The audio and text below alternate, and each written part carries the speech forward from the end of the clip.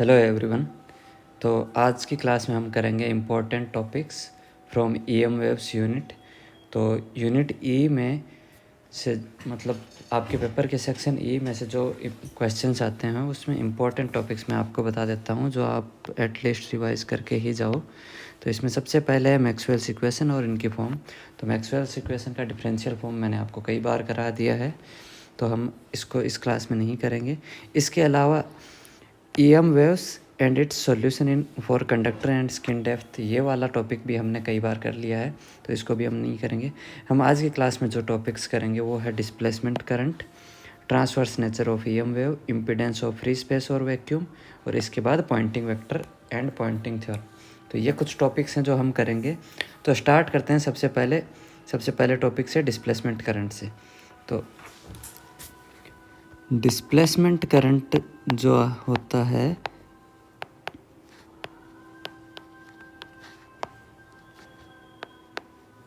ये डिफाइन किया जाता है इस तरह से, del D by del t, इसको बोलते हैं डिस्प्लेसमेंट करंट।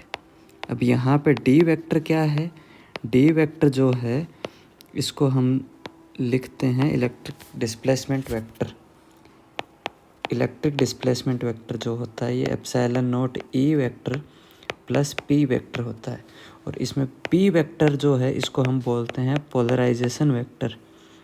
और पोलराइजेशन वेक्टर का मतलब होता है कोई भी नॉन कंडक्टिंग मीडिया है उसमें जब हम इलेक्ट्रिक फील्ड लगाते हैं तो हमारे पास दो डाइपोल्स जनरेट हो जाते हैं, और number of dipoles, polarisation vector P vector जो होता है वो number of dipoles per unit volume होता है। Number of dipoles per unit volume. तो ये हमारा पोलराइजेशन वेक्टर की डेफिनेशन है। तो सबसे पहले हम ये देखेंगे डिस्प्लेसमेंट वेक्टर का कंसेप्ट कहाँ से आता है, और इसको हम मैक्सवेल्स इक्वेशन में कैसे मैक्सवेल ने एम्पेयर सर्किटल लॉ को मॉडिफाई करके उसमें डिस्प्लेसमेंट वेक्टर को इंट्रोड्यूस किया। तो एक एज्यूम कर लेते हैं सबसे पहले हम, लेट अस एज्यूम ए डाइइलेक्ट्रिक मीडिया।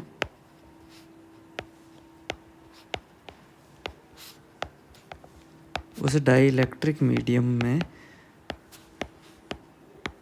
हम क्या करेंगे, एक कुछ एरिया डी ए का सिलेंडर ले लेते हैं, मान लो सिलेंड्रिकल ऑब्जेक्ट ले लेते हैं, इसका एरिया जो है ये डी ए है, और ये इसकी जो लेंथ है, यहाँ पे जो पार्टिकल्स हैं, चार्ज्ड पार्टिकल्स जो हैं या डाइपोल्स जो हैं वो मूव कर रहे हैं, तो ये जो लेंथ हो जाएगी टाइम टी डी टी में, ये आ जाएगी यू डी टी, जहाँ पे यू जो है स्पीड ऑफ मूविंग चार्जेस है, यू है स्पीड ऑफ चार्ज क्यू। अगर चार्जेस क्यू हैं तो स्पीड उनकी जो आएगी वो आ जाएगी यू डी टी। और डिस्प्लेसमेंट ऑफ चार्ज के कारण जो डाइपोल मोमेंट जनरेट होता है, डाइपोल मोमेंट को डिफाइन किया जाता है क्यू इंटू डिस्टेंस। तो डाइपोल मोमेंट को हम यहाँ पे स्मॉलर डिस्टेंस के लिए P P is equal to क्या एज्यूम करेंगे, P into d x. D x जो है वो स्मॉल डिस्टेंस है जिससे कि हमारा चार्ज मूव कर रहा है, ठीक है। तो अब हम इस पर्टिकुलर सरफेस एरिया के लिए हम ये देखते हैं, एक चीज़ और एज्यूम करते हैं हम यहाँ पे, लेट एन जो है ये क्या है, number of dipoles per unit volume.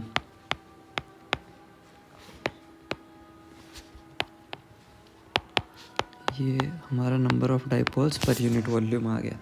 तो यहाँ पे हम क्या देखेंगे, डी क्यू जो आएगा वो क्या है, हमारा number charge passing through this area in time D t. तो डी क्यू क्या आना चाहिए, एन जो है नंबर ऑफ डाइपोल्स, कितने डाइपोल्स हैं पर यूनिट वॉल्यूम में।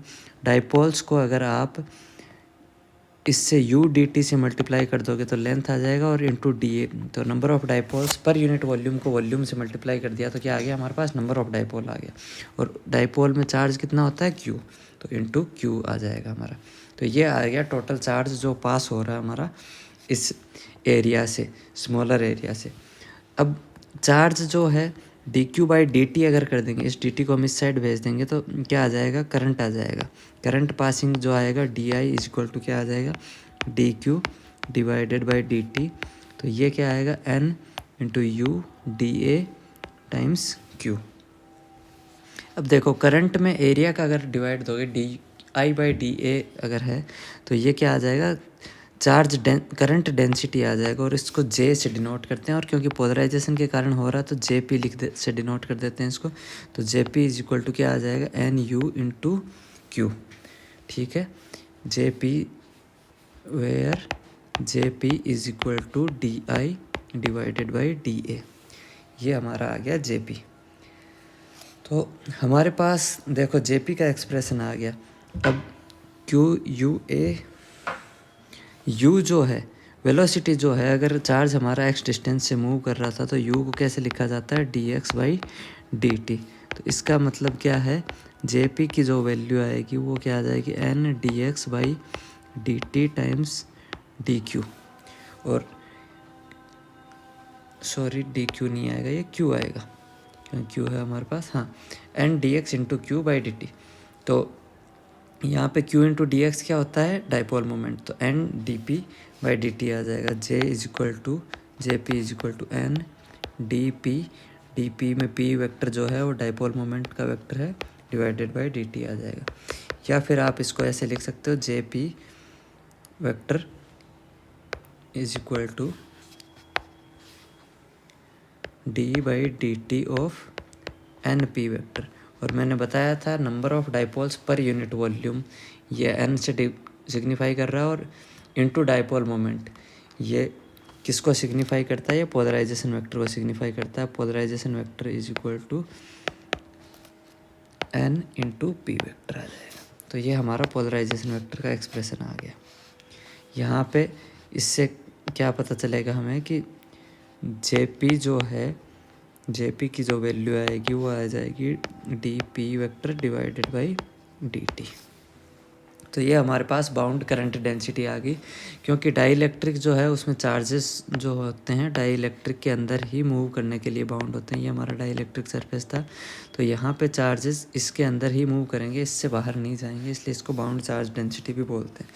अब क्योंकि हमने मैक्सवेल्स इक्वेशन में देखा था, एम्पियर सर्किटल लॉ वाला मैक्सवेल इक्वेशन का फॉर्म जो था, एम्पियर्स सर्किटल लॉ का डिफरेंशियल फॉर्म जो होता था वो क्या था, del cross B is equal to mu naught epsilon naught del E by del T plus J, ये हुआ करता था एम्पियर सर्किटल लॉ का डिफरेंशियल फॉर्म।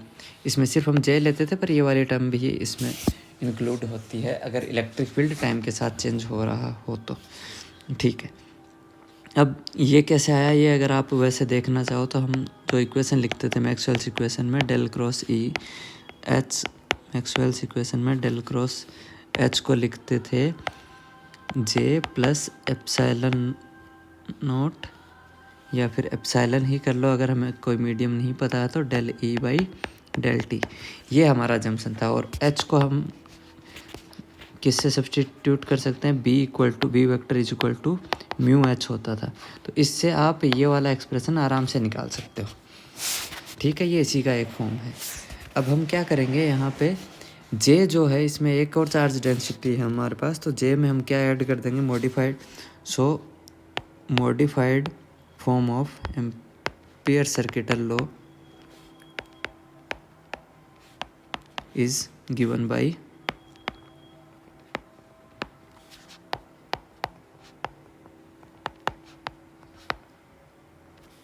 तो मॉडिफाइड फॉर्म में क्या आएगा, जे में जे पी को ऐड कर देंगे हम, तो del cross B vector is equal to क्या आएगा, mu naught epsilon naught del E by del T, ये वेक्टर के साइन ज़रूर लगाना चाहिए हमें, वेक्टर्स का साइन नहीं भूलना, plus J vector plus J P vector.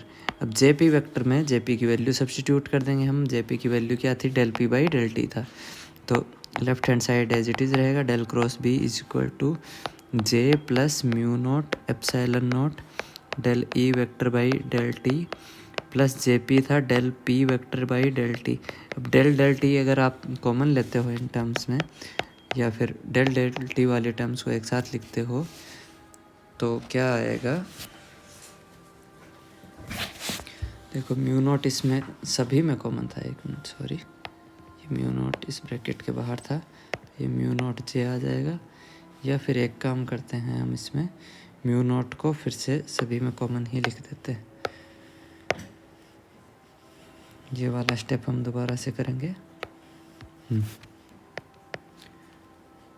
Mu naught common आ गया, J vector plus epsilon naught del E vector by del T plus J P is del P vector by del T. तो यहाँ पे क्या आएगा हमारे पास, del cross B equal to mu naught times J plus del del T of epsilon naught E vector plus P vector. और हमने displacement vector D vector को कैसे डिफाइन किया था, since displacement vector is defined as, since displacement vector is equal to epsilon naught E plus P vector. ठीक है, तो यहाँ पे क्या आ जाएगा, del cross B equal to mu naught J plus del D vector by del T. ये आ गई हमारे पास modified form of max different Ampere circuital law. और इसमें ये जो टर्म है इसको हम क्या बोलते हैं, डिस्प्लेसमेंट करंट डेंसिटी।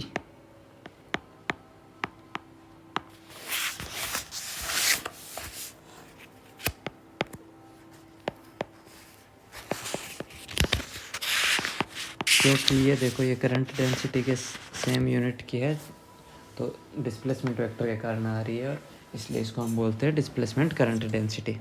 ठीक है, तो इस टॉपिक में आपको देखो कंफ्यूज होने की ज़रूरत नहीं है। एक चीज़ हमेशा ध्यान रखना है आपको, कई जगह हम म्यू लिखते हैं, कई जगह हम म्यू नॉट लिखते हैं।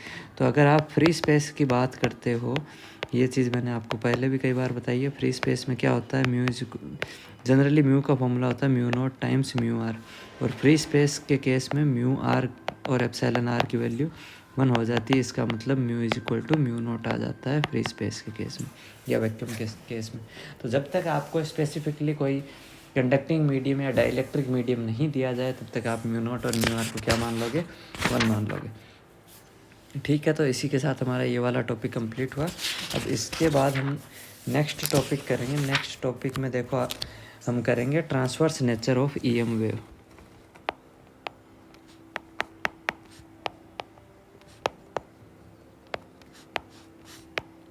Transverse nature of EM wave. Transverse nature का मतलब ये होता है कि अगर कोई वेव एक्स और वाई डायरेक्शन में प्रोपोगेट कर रही है तो उसके इलेक्ट्रिक फील्ड और मैग्नेटिक फील्ड वेक्टर्स जो होंगे वो वाई और जेड डायरेक्शन में ऑसिलेट करेंगे, एक्स डायरेक्शन में उनका कोई ऑसिलेशन नहीं होगा।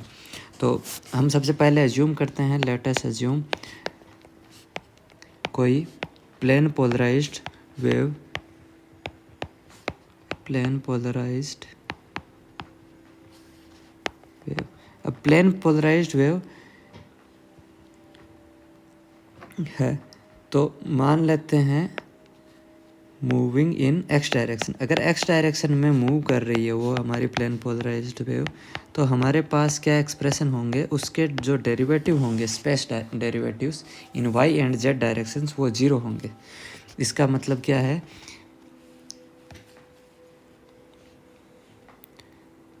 The E vector and H vector ये दोनों जो होंगे क्या होंगे, कांस्टेंट होंगे, will be constant in y and z direction. Y और जेड डायरेक्शन में ये दोनों कांस्टेंट होंगे। तो अगर वाई और जेड डायरेक्शन में ये दोनों कांस्टेंट हैं तो ई के लिए क्या लिखेंगे हम, for E del E Y by del y is equal to del E Y by del z is equal to del E Z by del y. मतलब सारे वाई और जेड कंपोनेंट दोनों वाई और जेड दोनों directions में constant रहेंगे, तो del E Z by del z equal to 0 आए। इसी तरह से आप बी के लिए भी लिख सकते हो या फिर एच वेक्टर के लिए भी लिख सकते हो। हम जनरली एच वेक्टर लेते हैं तो del H Y by del Y आ जाएगा। और del H Y by del Z आ जाएगा। सिमिलरली बाकी दो टर्म्स भी जीरो हो जाएंगे। ठीक है, अब हमारे पास क्या है, मैक्सवेल्स इक्वेशन। हमें प्रूव क्या करना होता है, ट्रांसवर्स नेचर प्रूव करने के लिए हमें ये प्रूव करना है कि ई ऑफ एक्स जो है वो भी ज़ीरो होगा और ई ऑफ एच ऑफ एक्स जो है वो भी ज़ीरो होगा। यही दो कंडीशन होती है। हम देखते हैं, देखो ई ऑफ एक्स का एक्स स्पेस डेरिवेटिव भी ज़ीरो होगा और टाइम डेरिवेटिव भी ज़ीरो होगा। तो एक काम करते हैं हम यहाँ पे, सबसे पहले मैक्सवेल्स इक्वेशंस का यूज़ करते हैं। मैक्सवेल्स इक्वेशन जो थी हमारे पास फ्री स्पेस के लिए, using Maxwell's equation in free space.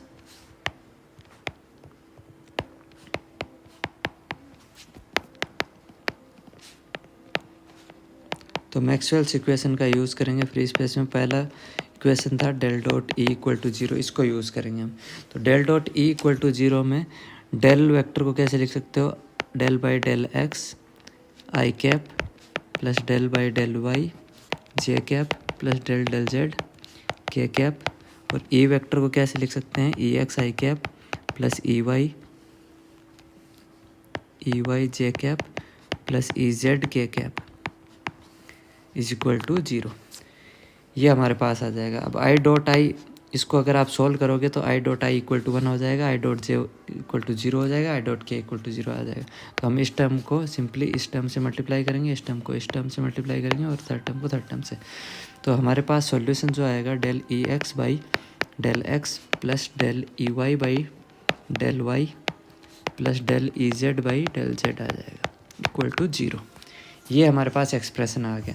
अब इस एक्सप्रेशन में क्या था हमारे पास, ये टर्म और ये टर्म तो जीरो थी। हमने ऊपर जो फॉर्मूलाज लिखे थे कि क्योंकि इलेक्ट्रिक फील्ड वाई और जेड दोनों डायरेक्शंस में कांस्टेंट है, तो इसका मतलब क्या है, del E X by del X भी ज़ीरो होगा। ठीक है, तो ये आ गया हमारे पास। स्पेस डेरिवेटिव जो है वो ज़ीरो है, मतलब स्पेस के साथ electric field vector x direction, electric field का एक्स कंपोनेंट स्पेस के साथ चेंज नहीं हो रहा है। ठीक है, अब सिमिलरली हम क्या कर सकते हैं, इसी तरीके से एच के लिए भी प्रूव कर सकते हैं। एच के लिए भी हमारे पास एक मैक्सवेल्स इक्वेशन होती है del dot H equal to 0।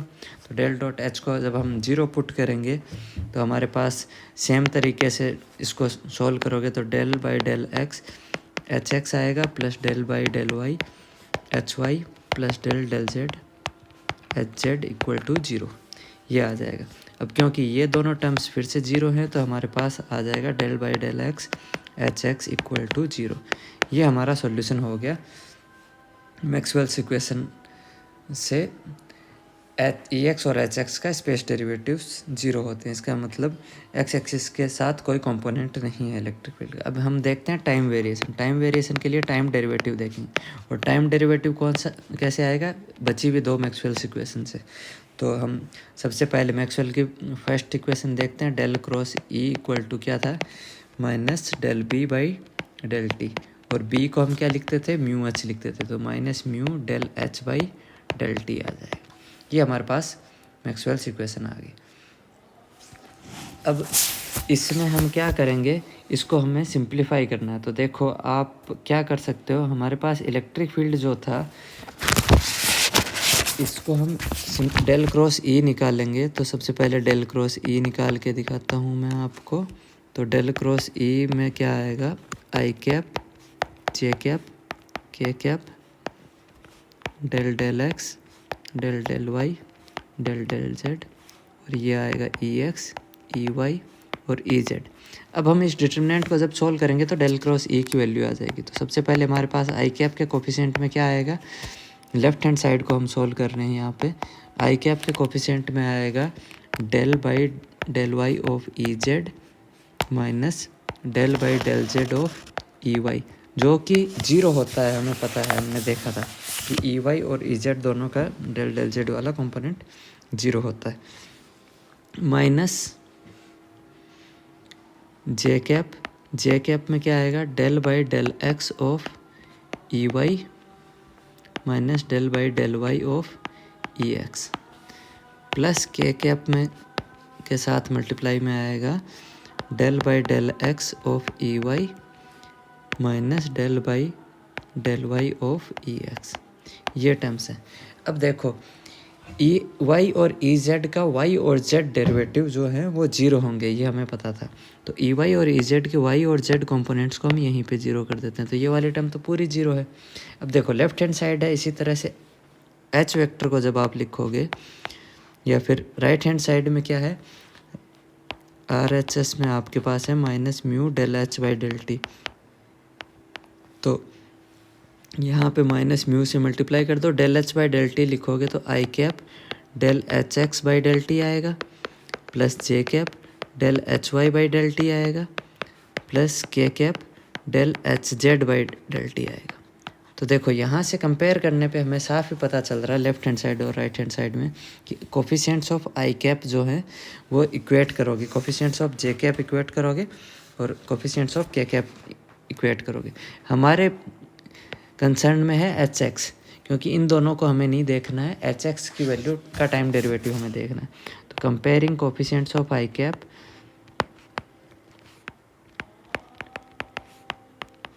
I cap के कोफिशिएंट्स को जब हम कंपेयर करेंगे तो हमारे पास लेफ्ट हैंड साइड में क्या आएगा, जीरो आएगा, और राइट हैंड साइड में क्या आएगा, minus mu del H X by del T. तो ये सीधा सिग्निफाई कर रहा है कि del H X by del T जो आएगा वो जीरो आएगा।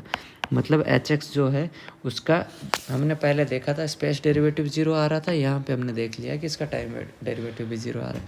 सेम चीज़ हम ई एक्स के लिए प्रूव करेंगे, तो इससे हमें पता चल जाएगा कि ई एक्स और एच एक्स जो है ना तो स्पेस के साथ वेरी करते हैं ना फिर टाइम के साथ वेरी करते हैं। इसका मतलब वो क्या है, कांस्टेंट वेक्टर्स हैं, और कांस्टेंट वैल्यूज़ जो हैं वेव के लिए कुछ भी कंट्रीब्यूट नहीं करेंगे। इसका मतलब क्या है कि लॉन्जिट्यूडनल कंपोनेंट कोई भी नहीं है इसमें, एम वेव में सिर्फ ट्रांसवर्स कंपोनेंट है और ये ट्रांसवर्स नेचर को प्रूव करता है।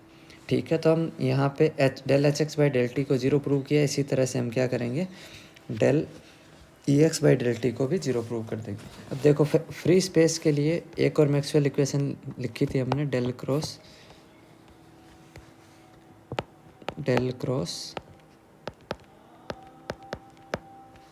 H vector is equal to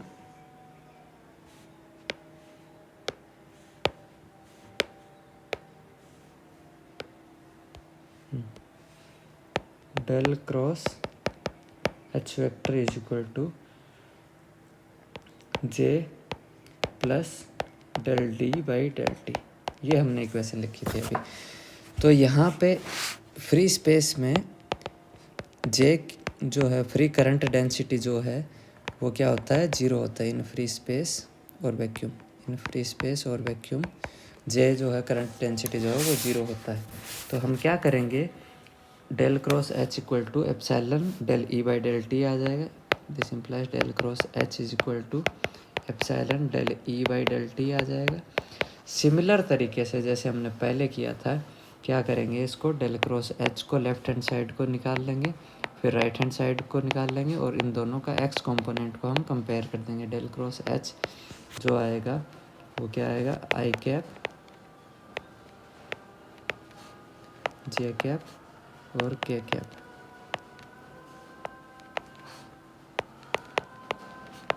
del Y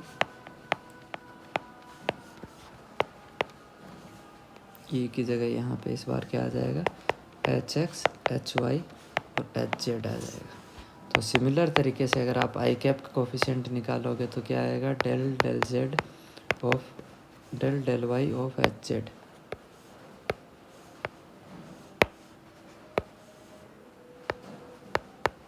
del Y of H Z minus del del Z of H Y, minus J cap के कोफिशिएंट्स आएंगे प्लस के कैप के coefficients आएंगे। पर ये देखो हमें सिर्फ आई कैप के कोफिशिएंट्स देखने हैं, तो राइट हैंड साइड में आई कैप का कोफिशिएंट क्या आएगा,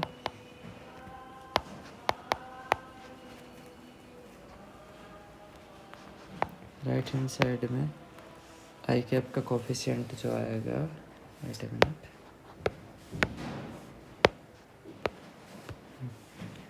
राइट हैंड साइड में आई कैप जो है वो आ जाएगा epsilon I cap coefficient del E X by del T, सिर्फ ई एक्स वाला कंपोनेंट आएगा।